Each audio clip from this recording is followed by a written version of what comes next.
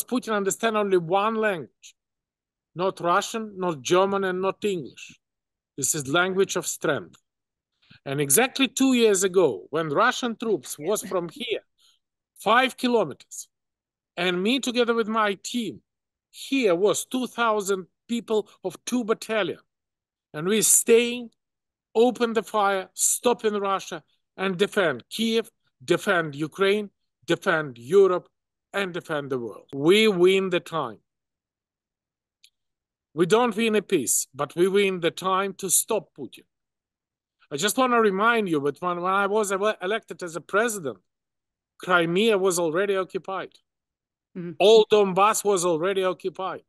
And I'm proud that under my leadership, we opened the offensive operation and make it free from Russian occupation, 2/3 of the occupied Donbass.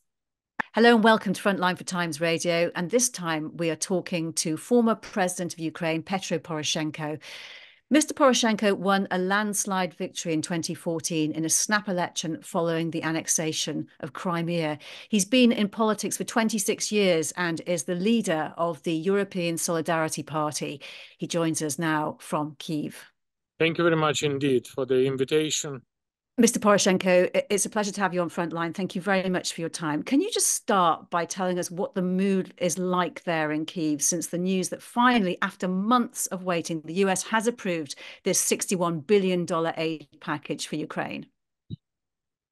Look, as a 5th president of Ukraine and as a former commander-in-chief of Ukrainian Armed Forces, have a long experience for cooperation with the US, Great Britain, and NATO. I have personally no doubt that at the end of the day, the package for the military assistance will be make this decision delivered to Ukraine. Not everybody share my views, and I think that Ukraine already paid a very high price for this 6 months delay. This is not just a situation on the front line because we keep the front, but the lives of Ukrainian soldiers and the lives of Ukrainian civilians, because me as a person who were every single week on the front line, delivering every week dozens of the military truck, of the all necessary assistance, electronic warfare system, UAV, and many others, I see with my own eyes what does it mean to protect Ukraine, to stop Russian offensive operation without one single artillery shell. Believe me, it's very difficult to imagine what does it mean and how we try to replace absence of the artillery shell to the FPV drones, to the some mines and anything like that. For us, this is the vital. Second message is that everybody should understand that this is not assistance for Ukraine or help for Ukraine. This is investment. Investment of the Great Britain, investment of the United States in your own security. And I want to use this opportunity to deliver my words of the gratitude to the British Prime Minister, a friend of mine and a friend of Ukraine, Rishi Sunak. Last time we met him when we signed the security guarantees from Great Britain during his visit to Kyiv, and now he's in Poland. And use these words of the gratitude to our American partners for their bipartisan support. For us, now this is a question of life, but for you, this is also the question of your life. And please help us to do your job. And now I'm significantly more optimistic. We expected that within 1 week, we will receive the first package of the American artillery shell. We very much welcome the European initiative leading by the Czech President Petr Pavel, also a friend of mine, who plan to deliver more than 1 million artillery shell. And this is existential fighting for all free and democratic world. Because as part of the good news announcements this week was Rishi Sunak, the British Prime Minister's announcement that £500 million in aid would be made available for Ukraine. President Biden has said this would keep Ukraine in the fight. Don't you want to do more than that? Don't you want it to help Ukraine win? Don't you want enough for that? From my own experience, believe me, weapon is never enough. For me, for country, per soldier. But this has significantly increased this defensive capability now for us. And if you ask me what we need more, what else we need, this is a three-component. Component number one, weapons, artillery shell, jet fighter, anti-aircraft and anti-missile complex. As an air, we need that. Definitely, we need the long-range missile, and I'm proud that the first long-range missile, Storm Shadow, was from Great Britain, even before the Pentagon and French delivered to us. It's forever will stay for our heart. But we need the modern technology, because the better it would be equipped Ukrainian troops, the higher price Russia will pay for that. Point number two, sanction. Sanction, because we need to cut the ability of Putin to finance the war. And if 2 years ago Russia has a $600 billion export revenue, we need to cut it to maximum 200. And with that situation, definitely, this is another mechanism of pressure on Russia to stop the war, not touching the standard of living for the ordinary people in Russia. And point number three, this is the obligatory membership of Ukraine in NATO. Because without Ukrainian membership in NATO, it would be simply impossible to reach the sustainable security situation on the continent. And not opening the door of NATO for Ukraine is just delivery to the Putin message that his blackmail is working. And the world is afraid in Russia. We in Ukraine, during this more than 2 years of war, just demonstrate how we need to speak with Russia, because Putin understands only one language, not Russian, not German, and not English. This is language of strength.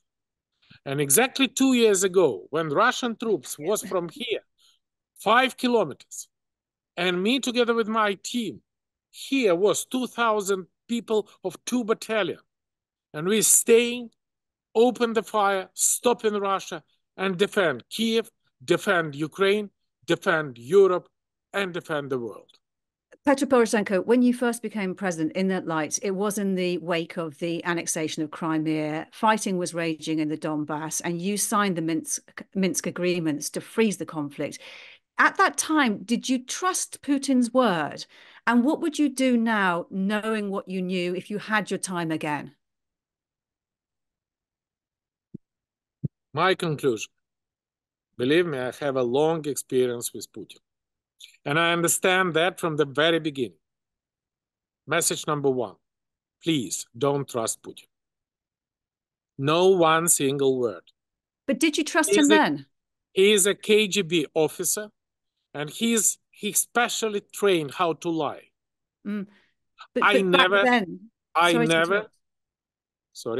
Sorry to interrupt, but back then, did you trust him when you signed those agreements? Never. But I have two explanations. I vitally need a time. Because when I was elected of the president, Ukraine has 0 armed forces. No one. We have just the volunteers from our revolution of dignity. All armed forces was integrated by Russian spy. And from the very beginning, we have just a couple of thousand soldiers. And I need vitally as an heir a time to build up the new professional NATO standard armed forces who can stop Putin. And this is our forces of Ukraine, who was created by me, who surprised the world on the 24th of February, 2022. Point number two from Putin, from my experience with Putin. Please don't be afraid of Putin. Because if you're afraid, Putin go as far as you allow him to go. And when I have a negotiation together with the Chancellor Merkel and President Hollande, with a very effective coordination with our American partners and British partners, we win the time. We don't win a peace, but we win the time to stop Putin. I just want to remind you that when I was elected as a president, Crimea was already occupied. Mm-hmm. All Donbass was already occupied. And I'm proud that under my leadership, we opened the offensive operation and make it free from Russian occupation, 2/3 of the occupied Donbass. And we are where we are now. And again, there is pressure to have enough soldiers, to raise enough soldiers to sustain the recruitment, to continue the war effort. What is your response at the moment to this temporary ban on issuing new passports and not providing non-emergency consular services to Ukrainian men of fighting age abroad? During the first couple of months, it was, as I told you, only here in this yard, it was 2,000 volunteers. And it was long line for several hours in the employment center of the armed forces, volunteers who want to join the army. And now we have all these volunteers still on the battlefield, on the touchline with Russia. We need more manpower in the armed forces. And my purpose is just to help to create the motivation for the soldiers of Ukraine to be on the front line. So do you have a view on this ban? How we should motivate them. Do you have a view on this ban, this temporary ban? Yes. First, we need to have a special program, Save Ukrainian Soldiers. Save is not keeping them outside of the country or somewhere. Save soldier mean the same like NATO has a program.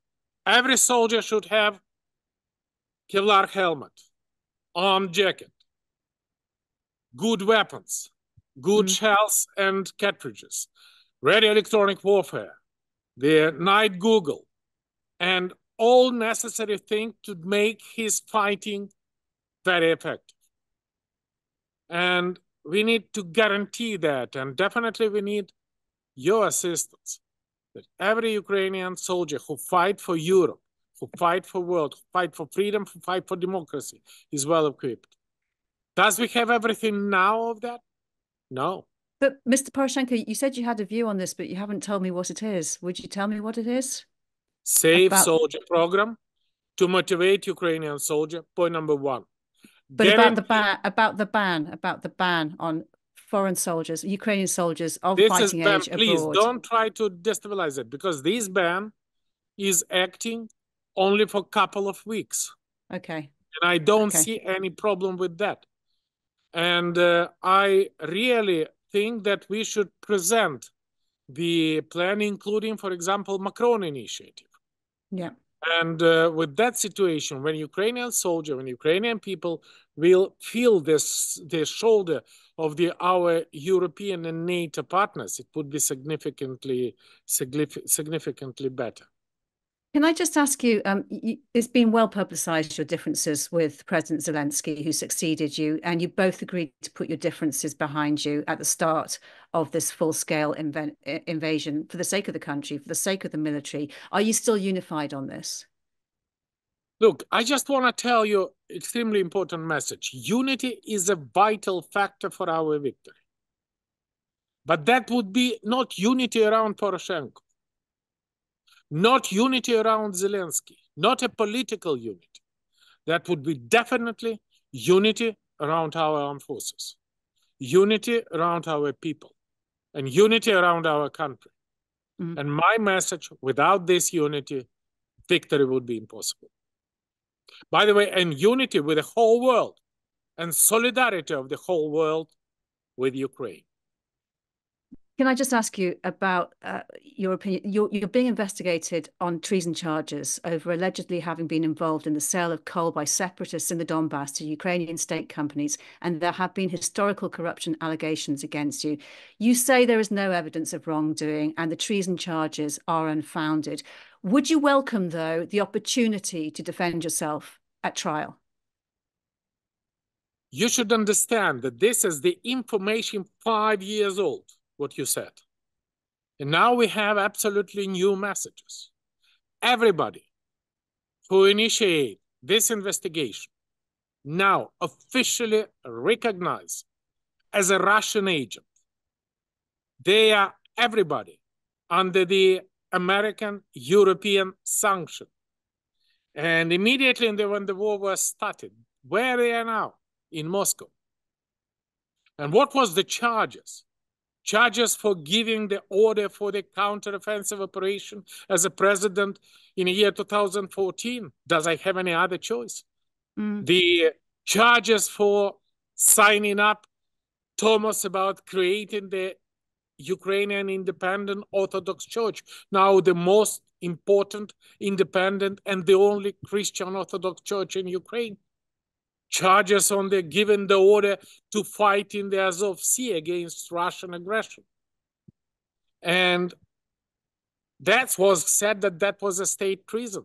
But unfortunately, now everybody of those who initiated that in Russia or under investigation for working for Russia. And this is, I think, the God is with me, God is with Ukraine, and those who initiate that would be punished, undoubtedly. But should this come to trial, the treason charges, maybe after the war, would you welcome the opportunity to defend yourself?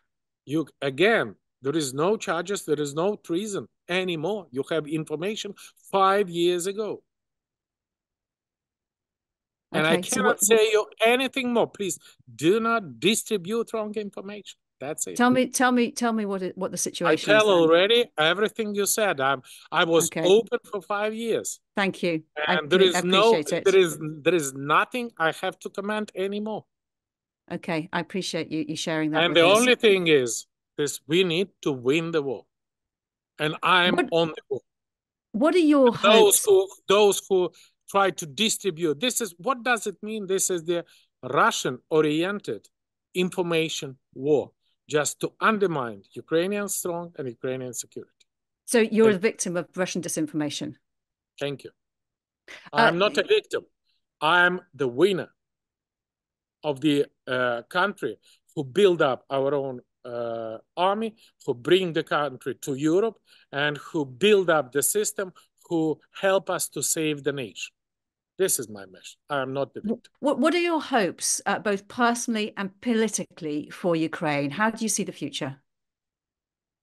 I see the future of Ukraine return to European family of the people, member of European Union, member of NATO, and winner in our disastrous war with Russia, together with the Great Britain. Petro Poroshenko, it's been a pleasure talking to you. Thank you for your time. Thank you. Thanks a lot. It's a pleasure. You've been watching Frontline for Times Radio. My thanks to Louis Sykes, our producer. To support the work of Frontline, hit the subscribe button. You can also listen to Times Radio throughout the day or read it at times.co.uk. Thanks for watching. Bye-bye.